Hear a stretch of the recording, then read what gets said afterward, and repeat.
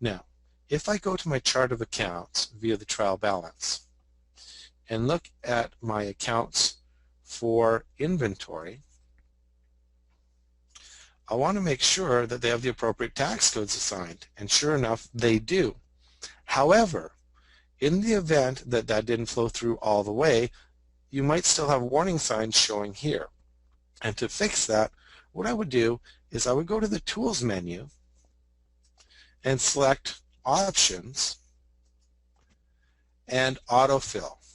Now with the autofill, unless I've changed other properties in the template mapping database, I really only want to select autofill on specific properties, and the properties I'm most interested in are my tax export codes.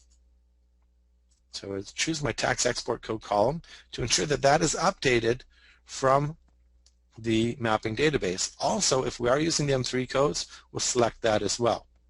Now the options down at the bottom say only autofill properties if blank. Well, I'm not going to check that because I want it to override my tax export code and my M3 codes with the new codes.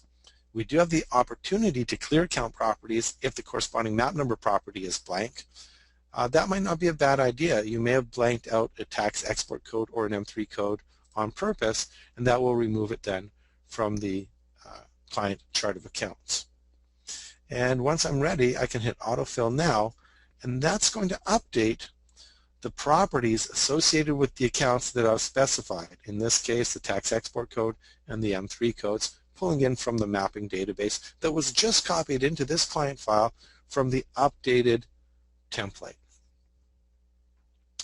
I'm going to click OK now. And at this point, I'd like to return to the slides. So, it's important to remember when reinstalling working papers 2014.00.072 R2 or earlier versions of working papers to a workstation, it will be necessary to reinstall the US 2013 tax.exe file as well. Subsequent releases of working papers 2014 will include the US 2013 tax code update.